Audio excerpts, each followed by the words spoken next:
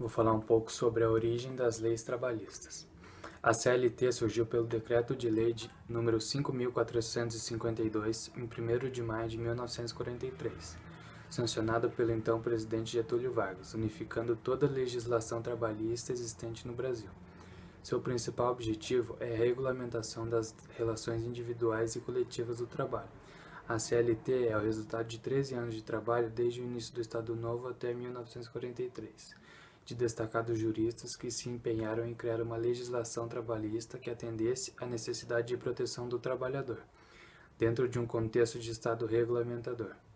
A consolidação das leis do trabalho, cuja sigla é CLT, regulamenta as relações trabalhistas tanto do trabalho urbano quanto do rural.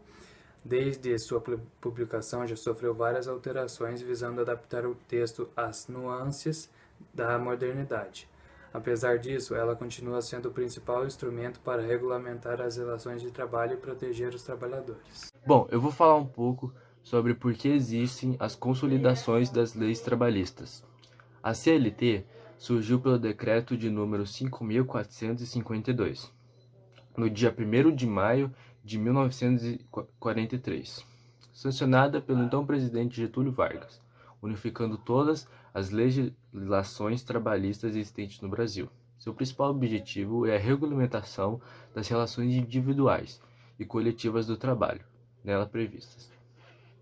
Bom, vou falar um pouco sobre o benefício da CLT na era Vargas.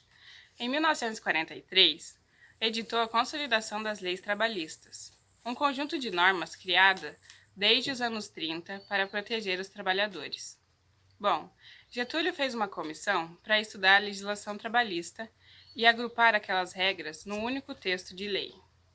As leis criadas no governo de Getúlio Vargas determinaram, primeiro, a criação do salário mínimo e da carteira de trabalho, a jornada diária de 8 horas, o descanso semanal e direito à previdência social, o direito às férias anuais remuneradas, a regulamentação do trabalho do menor e da mulher. Depois vieram o 13º salário e o salário família. É o benefício pago aos trabalhadores que recebem um salário mensal de até R$ 586,19 para ajudar no sustento dos filhos de até 14 anos. E a obrigatoriedade do Fundo de Garantia por Tempo de Serviço, o FGTS, e o Programa de Integração Social, o PIS. Bom, a Constituição de 1988 criou uma lei que garante 4 meses de licença maternidade, 5 dias de licença paternidade e a jornada de trabalho semanal de 44 horas e hora extra de no mínimo 50%. Um pouco sobre o que causou o começo da CLT na era Vargas. Foi um processo de mecanização dos sistemas de produção implantado na Inglaterra no século XIX, que desencadeou os movimentos de defesa dos direitos dos trabalhadores. Na medida em que as máquinas tomavam conta, um exército de homens desempregados se formava. As fábricas funcionavam com péssimas condições. Os trabalhadores eram confinados em ambiente com péssima iluminação, abafados e sujos. Os salários eram muito baixos e tinha exploração de mão de obra, de crianças e mulheres, que eram substituídos a jornadas até 18 horas por dia, mas não recebiam nem metade do salário que era reservado aos homens. Foi em meio a esse cenário que começaram as greves e revoltas sociais. Começaram, então, a luta pelos direitos trabalhistas.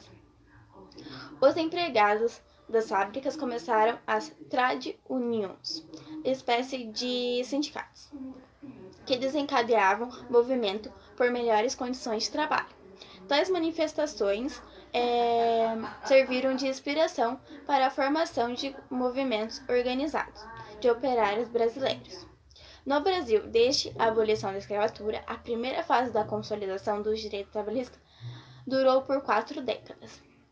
As primeiras normas de proteção aos trabalhadores surgiram a partir da última década do século XVIII. Em 1903, a Lei de Sindicalização Rural e de 1907, a lei que regulou a sindicalização de todas as profissões. A CLT surgiu pelo Decreto-Lei nº 5.452, de 1 de maio, sancionada pelo presidente Getúlio Vargas, unificando toda a legislação trabalhista existente no Brasil. A CLT regulamenta as relações trabalhistas, tanto do trabalho urbano quanto do rural. Desde sua publicação, já sofreu várias alterações, visando adaptar o texto às nuances da modernidade. Apesar disso, ela continua sendo o principal instrumento para regulamentar as relações de trabalho e proteger os trabalhadores.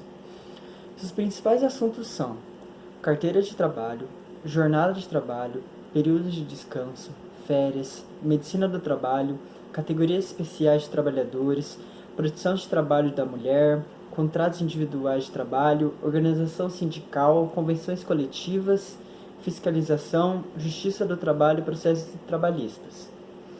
Apesar das críticas que vem sofrendo, a CLT cumpre seu papel, especialmente na proteção do direito do trabalhador. Entretanto, pelos seus aspectos burocráticos e excessivamente regulamentador, carece de uma atualização, especialmente para a simplificação de normas aplicáveis a pequenas e médias empresas.